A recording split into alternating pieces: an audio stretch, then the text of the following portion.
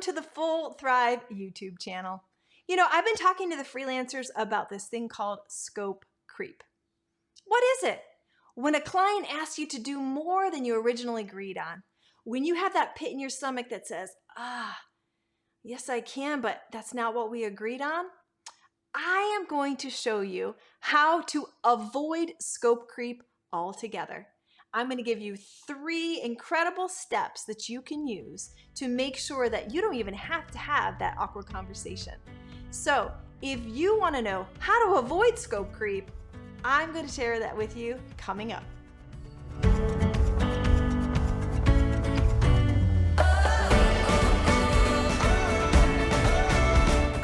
All right, let's talk about how to avoid scope creep altogether, right? Isn't that exactly what we want to do? Is like, Lisa, you have painted the worst pictures of scope creep. Like, I don't want anything to do. How do I just skip over that? How do I not even have to answer the question? See, I had to answer that question a few times and I was like, I don't even want to answer this question anymore. Screw that. I'm just going to find a way to skip over it altogether. If there's a part of your business you don't like, you can craft, create, manage, manipulate, maneuver your business however you want to get the results you want. Doesn't happen overnight. And it first happens here. Here. You have to believe that you are the designer, you are the creator, you are the boss, not the client, before you can manage to put in a process or a policy or a communication or whatever it might be. So let's talk about these 3 ways to avoid scope creep. It all starts with managing expectations up front.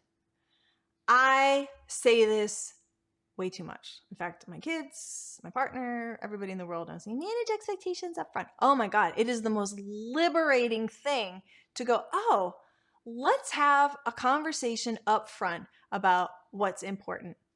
Now, that starts with your very initial conversation with somebody.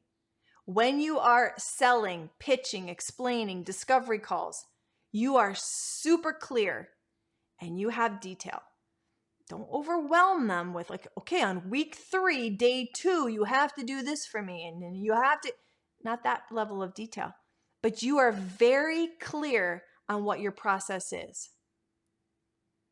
You're going to hear me talk about this damn process because when you have a process, you can manage the client and manage the projects better, okay? So you want to sell with clarity and with detail. And that would show up in your discovery call and in your proposal. So that's on the front end. Before you even get them as a client, make sure you let them know what they're stepping into. Here it is. If you use your process as your backbone, your framework, your foundation, you can always go back and point to the process.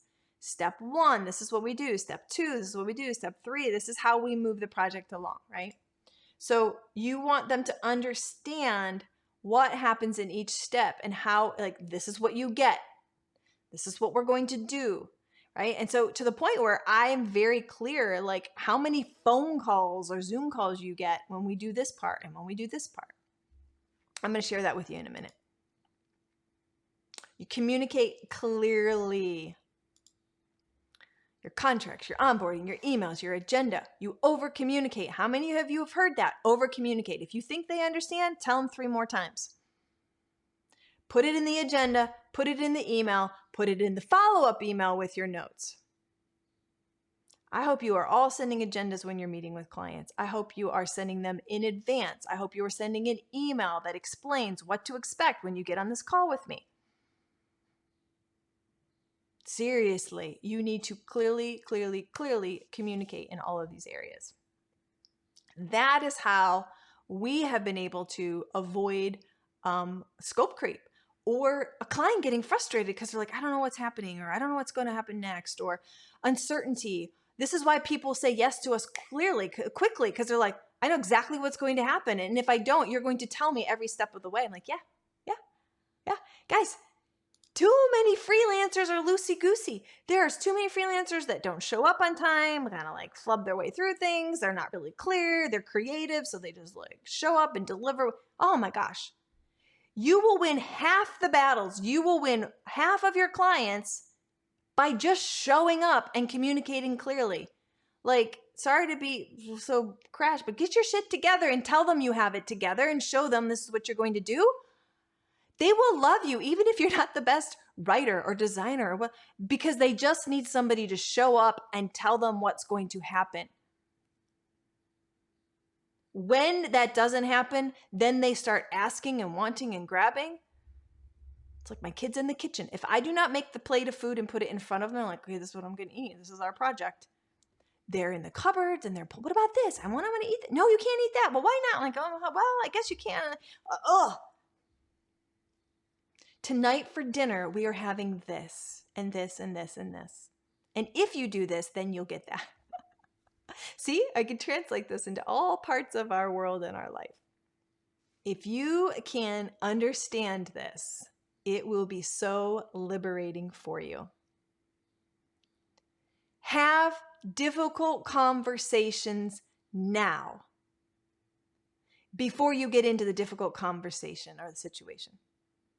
Talk about the hard things when they're not hard.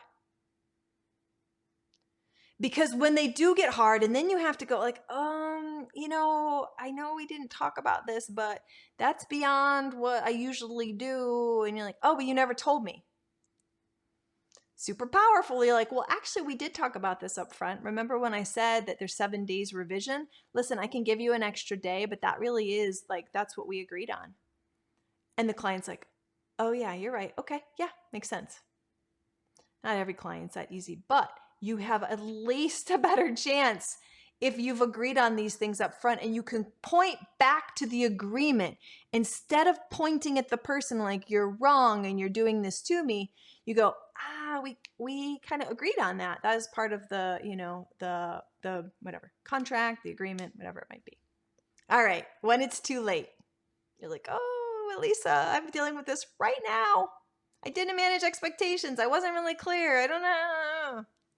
If you've lost control of a client, and we've all done it. So listen, I tell you, I have been fired. I got fired. I fired clients. It has all gone pear-shaped. I've had tears.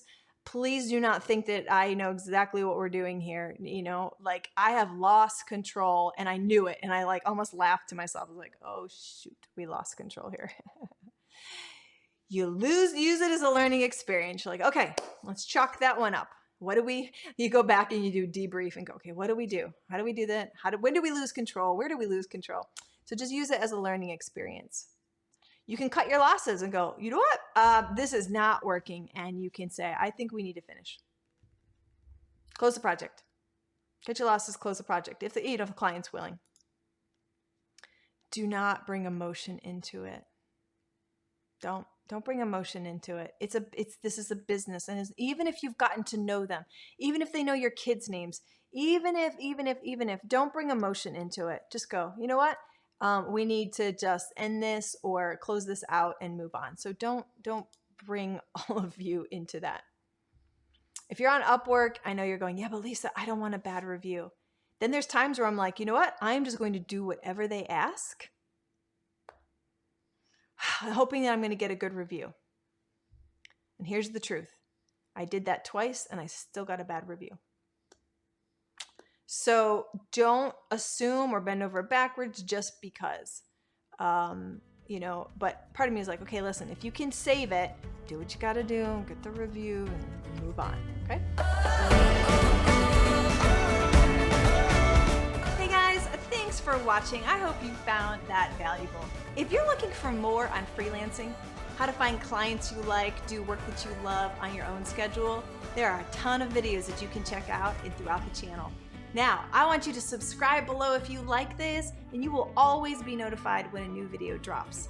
Lastly, we have a Facebook group we would love to have you join. It's called Full-Thrive Freelancers, and over there we have free masterclasses, live Q&A, and an amazing community of thriving freelancers. Join us there.